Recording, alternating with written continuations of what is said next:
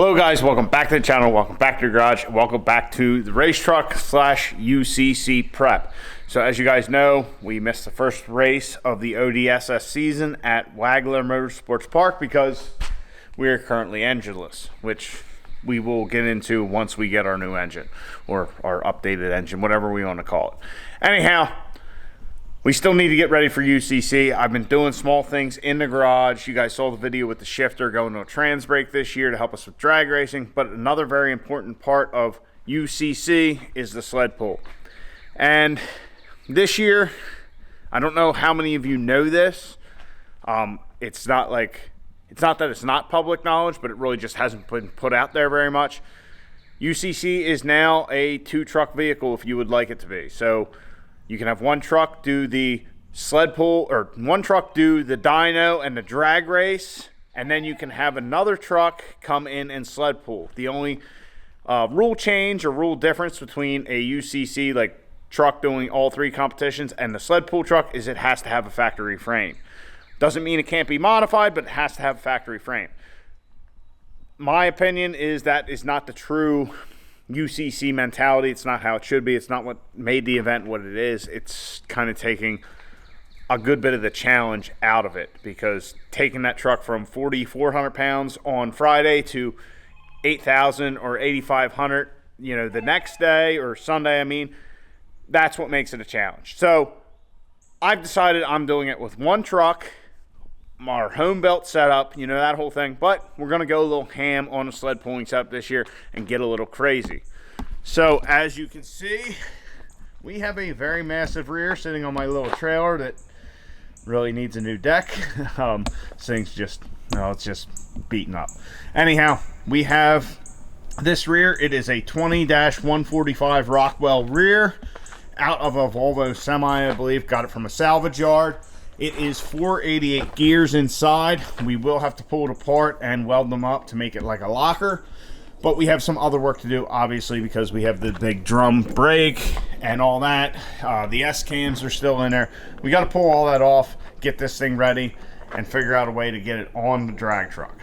Also, the reason we got this rear is because we have got a set of cut tires. So pick these up used, a set of cuts. These are Nicholas tires, pulling edge. I'm not sure what type of Nicholases they are, but they are 34-18-15 on real wheels.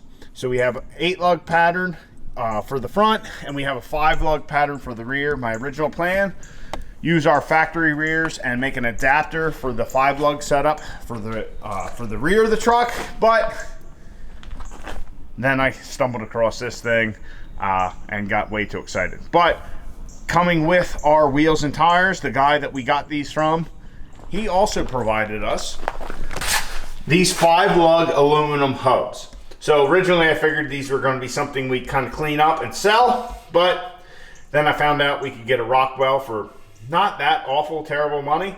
So that's what we're going to do. We're going to actually go to the aluminum hubs on our Rockwell rear and utilize these things.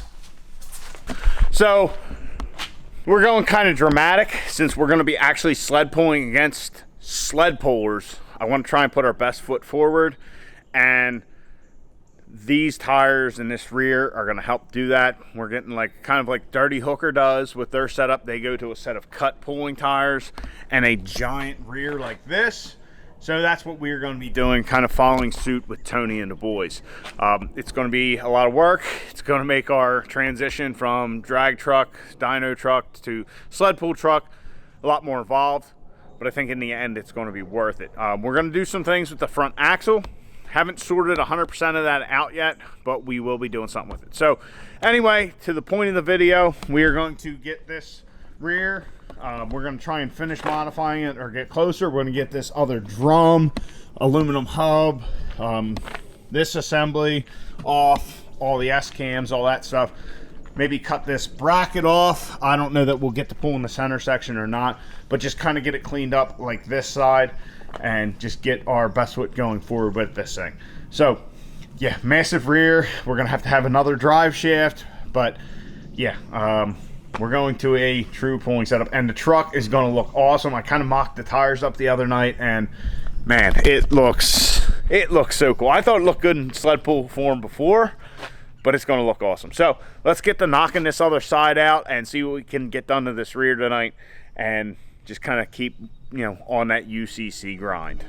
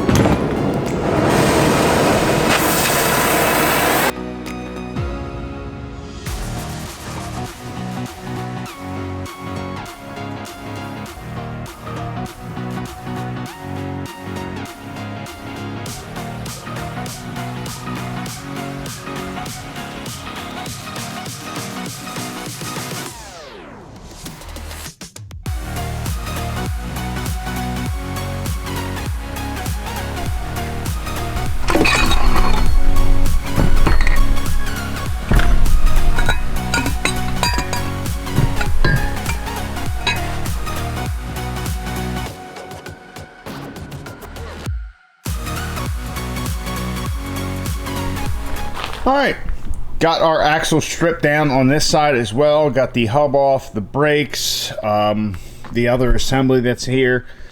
Got that all stripped off, so we just now have our spindle. Next thing to do to the axle is we're gonna cut this pinion bar. I don't know what you really call it, torsion bar, whatever it is. We're gonna cut this bracket off, get rid of that. To do that, we're gonna have to move the second gen. We're gonna have to move the Smarty, and we'll get that cut off, move on from there. I think that's probably about all we'll get done to the axle tonight. I don't know, I might flip it over and maybe pull the center section. It's all pretty heavy stuff, so we'll have to get the engine hoist. But pulling the axle on this thing, as you can see, the size of the axle tube is rather big, because the reason the guys run this is it's all big stuff, and you're trying to throw a ton of horsepower down to it. So I'll grab an AAM axle and show you. So this right here is the factory axle out of our Cummins, our 11.5 AAM, right back there. This is the factory axle. Now, if you guys remember correctly, in order to put these dirty hooker diesel axles that we have in it, we had to ream out the axle to make it a little bigger, because our axle shafts are slightly bigger than this. But if you compare that to the Rockwell axle, it's like half the size. I mean, this thing is truly massive in comparison. Let me grab the ends. So looking at the ends here, you can see the difference. I mean, it is wildly different. I'll grab my calipers and show you. Looking at our axles, looking at our factory axle, like I said, ours that are in there, we got from Dirty Hooker Diesel, are a bit bigger. We're looking at 1.5 inches, roughly. Looking at the Rockwell axle,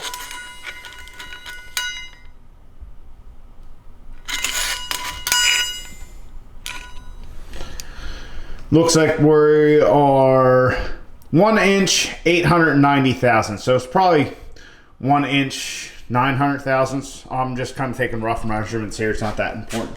At the spline area on our factory axle, we're about 1 inch 550 thousandths. And our Rockwell axle, we are 2 inches and 80 thousandths. So roughly 2.1 inches. So as you can see, just much more massive setup on the Rockwell.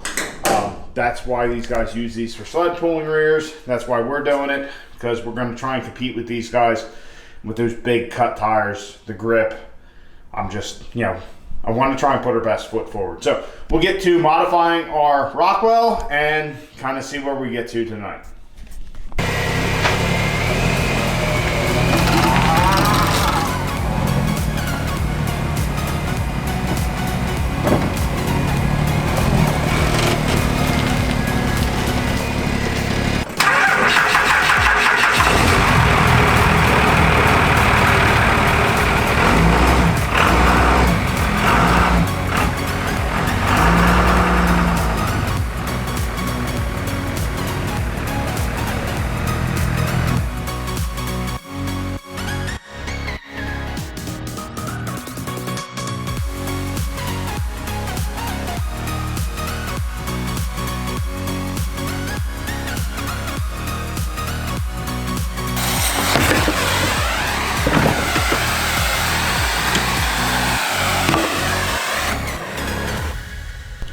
Well, we got our axle completely stripped down, got our bracket off and all smoothed over on the top here, and got this other side all cleaned up. The only thing really on the axle that we don't need are these flanges here, but we'll worry about that and, you know, take care of that if we have to. Not a big concern. They can stay. Not worried about them. If we get time, we can cut them off and all that.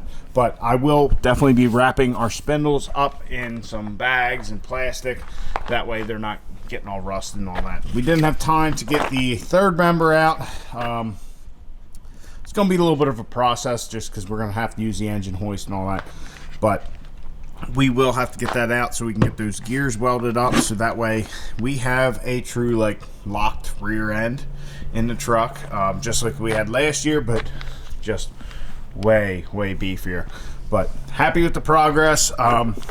It's definitely different working on something like this. I know one of our subscribers, Mitchell Phelps, he has been a long time subscriber. We've chit-chatted quite a bit, and well, rears is what he does for a living, so he's going to give me some pointers and all that. So thank you, Mitchell. I appreciate it.